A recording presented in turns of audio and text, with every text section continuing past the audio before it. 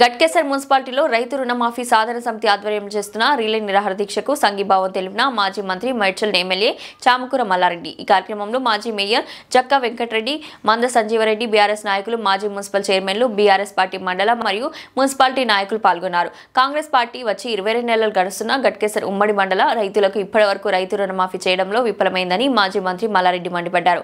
కాంగ్రెస్ ప్రభుత్వం వచ్చి రాష్ట్రం మొత్తం అల్లకల్లోలం చేస్తుందని మల్లారెడ్డి అన్నారు. గత బీఆర్ఎస్ ప్రభుత్వం 10 ఏళ్లు పాలించి కేసీఆర్ తెలంగాణ రాష్ట్రాన్ని అన్నపూర్ణ రాష్ట్రంగా తీర్చిదిద్దారని అన్నారు. 22 నెలల నుండి గట్కేసర్ ఉమ్మడి మండలంలో రైతులకు 1189 మంది రైతులు అధికారుల చుట్టూ తిరిగినా, మంత్రుల దగ్గరికి వెళ్లినా పట్టించుకోవడం లేదని అన్నారు.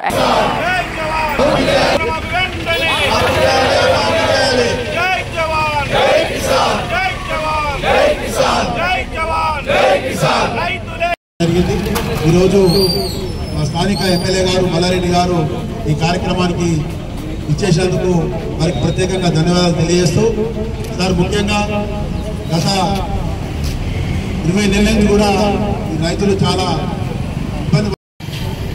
ధన్యవాదాలు సంజయ్ గారు.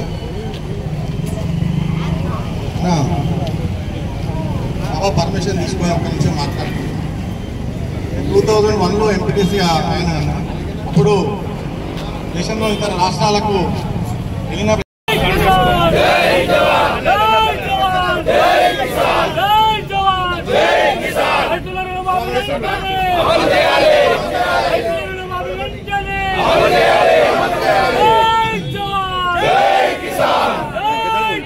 నమస్కారం. ఏదేమైనా మనం చూస్తున్నాం, ఫస్ట్ టైం ఇట్లా రైతులు మన గట్కేసర్లనే ధర్నా చేయడం, రుణమాఫీ కాకపోవడం, వాళ్ళు ఎలక్షన్ల ముందు హామీ ఇచ్చి అది చెయ్యకపోవడం చాలా బాధకరం. అది ఎంతో కాదు, 8 కోట్ల రూపాయలు మన రైతులు కూడా అడగలేదన్నట్టు కాదు.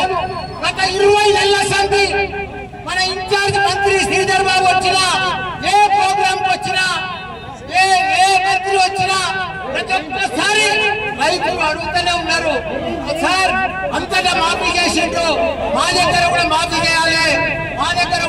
చేయాలని రైతులందరూ కూడా విన్నపం ఇచ్చుకున్నారు. అయినా వాళ్ళకు దయ వస్తలేదు. ఎందుకు? గట్కేసర్ రైతులు ఏమైనా శాపమా? వాళ్ళు ఏమైనా మోసం చేసిండ్రా? రైతులకు ఎందుకు రుణమాఫీ చేయవద్దు? ఇవాళ తెలంగాణ రాష్ట్రంలో చూస్తున్నాం, ఎక్కడ చూడు యూరియా కోసం రోడ్ల మీద పట్టు, రైతులందరూ రోడ్ల మీదకే వస్తున్నారు. యూరియా దొరకలేదు, పంటలు పండుతున్నాయి, యూరియా వేద్దామంటే యూరియా దొరకలేదు. కాలేజీలంతా కూడా ఈ కాంగ్రెస్ గవర్నమెంట్ వచ్చిన సంధి ఒక్క రూపాయి ఫీజు రియంబర్స్మెంట్ ఇవ్వలేదు. అందరు కాలేజీలు రాత్రి 12:30 దాకా కూడా చర్చలు జరిపితే ఇవాళ మళ్ళా చెప్తామన్నారు, కాలేజీలన్నీ కూడా బంద్ అవుతున్నాయి. ఆ కాలేజీ రైతులకు యూరియా దొరకకపోతే, రైతులకు రుణమాఫీ ఇష్టమని చెప్పి ఇవ్వకపోతే ఎవ్వరికి నష్టం? రైతులు ఎంత బాధపడతారు చెప్పకపోరు.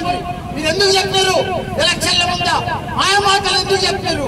ఓట్ల కోసం మాయ మాటలు చెప్పి దోచుకొని ఓట్లు వేసుకొని ఇలా రైతులను మోసం చేస్తారా? ప్రజలంతా కూడా అల్లోలం, మంచి వర్షాలు పడుతున్నాయి, మంచి పంటలు పడుతున్నాయి, టైపు యూరియా దొరకలేదు. రైతులకు ఇమ్మీడియట్ గా 6 రోజుల సంది రైతులు రోడ్డు మీద ధర్నా చేస్తే ఒక్క కాంగ్రెస్ నాయకులను వచ్చి ఇక్కడ మీకు ఇప్పిస్తా, మీకు చేస్తా అని ఏదైనా చేయాలి కదా, ఎవరు చేస్తలేరు. తప్పకుండా నేను ఇవాళనే సీఎం అపాయింట్మెంట్ కోరుతా, తప్పకుండా సీఎం గారికి పోతా. నా బాధ్యత, నేను ఎమ్మెల్యేగా ఉండి మీకు తప్పకుండా రుణమాఫీ ఇచ్చేదాకా మీ ఎంబడి ఉంటా, మీ ఎంబడి అన్నిటి కూడా నేను ఉంటాను కూడా మనం చేస్తున్నాం. మన టీఆర్ఎస్ ప్రభుత్వంలో భారతదేశంలోనే అన్నపూర్ణ రాష్ట్రం అంటే మన తెలంగాణ రాష్ట్రం.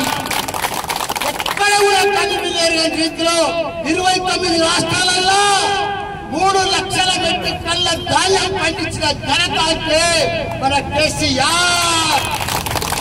ఒకనాడు పంట అంటే పంజాబ్ ఉండే, పంట అంటే హర్యానా ఉండే, అవన్నిటి కూడా తనదన్న లెక్క మన తెలంగాణ రాష్ట్రానికి నీళ్ళు ఇచ్చి మంచిగా ఎరువులు ఇచ్చి రైతు బంధు ఇచ్చి రైతు బీమా ఇచ్చి పంటలు పండించిన ఘనత మన కేసీఆర్.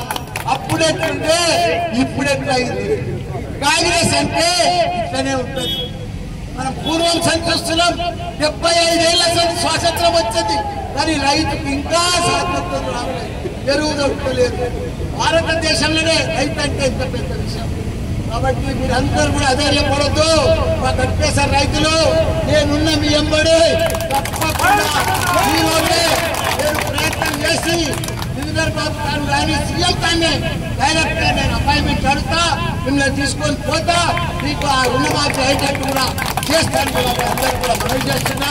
మనమందరం కూడా ఇప్పుడు ఏదో చేసుకొని వాళ్ళ గవర్నమెంట్ వచ్చింది, ప్రజలు మోసపోయిరు, ఓటు వేసిండ్రు, బాధపడుతున్నారు. ఇక్కడ పిల్లలు స్ట్రైక్ చేస్తున్నారు, కాలేజీలు ధర్నా చేస్తున్నారు. ఎంత నష్టం, ఎంత ఘోరం. ఇవన్నీ కూడా తొందరగానే కాలేజీలకు తొందరగానే ఫీజు రియంబర్స్మెంట్ ఇవ్వాలి. మా గట్కేశ్వర రైతులకు రుణమాఫీ చెయ్యాలని కూడా పని చేస్తున్న మన సీఎం రేవంత్ రెడ్డి గారికి ఇదే మరి చెప్తున్నా. జై తెలంగాణ.